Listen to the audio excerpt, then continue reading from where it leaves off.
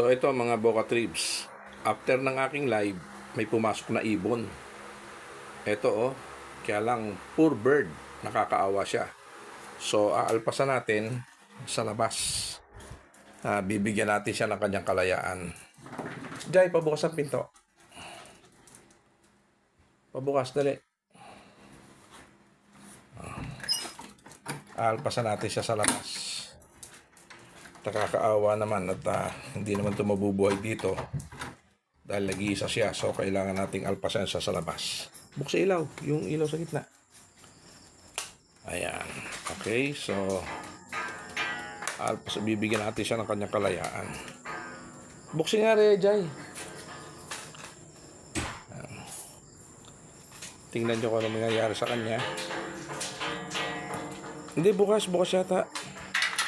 O buksan mo rin yung malakas na ilaw. Dali, buksan mo yung malakas na ilaw. Ayan, so bibigyan natin siya ng kalayaan mga Boca Tribs. Kakaawa naman, nga. Buksan rin gate. Ayan. Buksan mo rin gate. Ayan, at atin itong lalampasan. Okay, so eto. Bibigyan natin ng kanyang kalayaan itong fur bird. Ayan, ha. So ito. Ayan, palalayain na natin. Come on, be free. Lipad na ikaw. Problema, ayaw siya lumipad. Ayaw umalis. Alis na. Mga Boca Tribs, ayaw umalis Alis na ikaw. Yun. Ay, bumalik sa loob.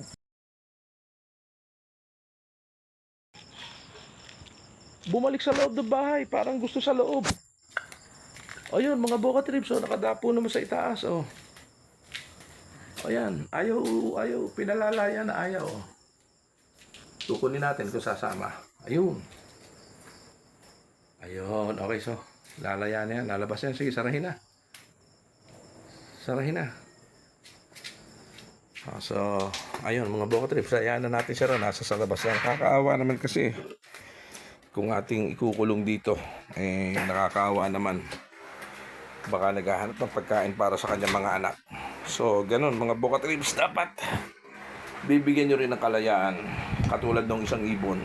Baka kaya yung napapasok dito, naghahanap ng pagkain para sa kanyang mga anak. Tapos, ating papaslangin. Nakakaawa naman yung ibon, yung kanyang mga inakay. So, yun mga Boca Tribs, pinalaya po natin yung ibon.